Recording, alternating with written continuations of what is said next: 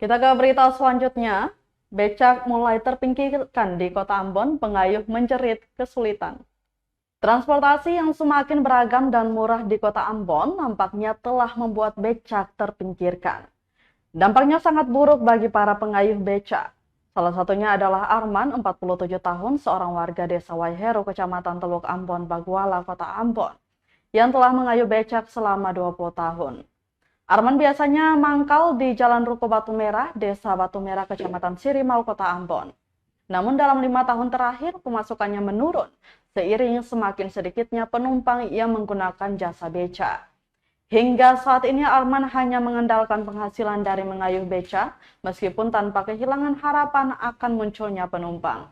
Saat ditemui tribunambon.com, Arman sedang duduk di kursi penumpang becanya. Namun hingga tengah hari, ia belum mendapatkan satupun penumpang. Ia juga mengungkapkan bahwa tarif beca bersaing dengan transportasi lain seperti ojek online. Selain itu, ojek online juga lebih cepat dalam mengantarkan penumpang ke tujuan. Ia berharap agar pemerintah dapat memberikan perhatian yang lebih baik bagi para pengayuh beca di Kota Ambon. Meskipun beca mulai terpinggirkan di Kota Ambon, para pengayuh seperti Arman tetap berjuang dengan harapan agar profesi mereka tetap bertahan.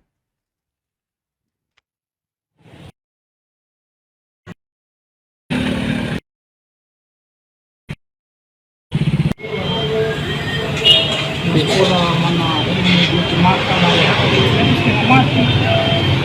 Ada kapan pulang? Yang tadi mungkin 100 yang pun 50.000.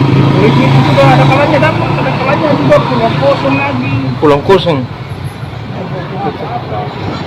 Kita minta kota, kan harus mengambilkan kita masyarakat kecil ini. Setengah mati kita mencari sekarang ini. Mana habis sekolah, untuk makan harus baru udah cukup lagi.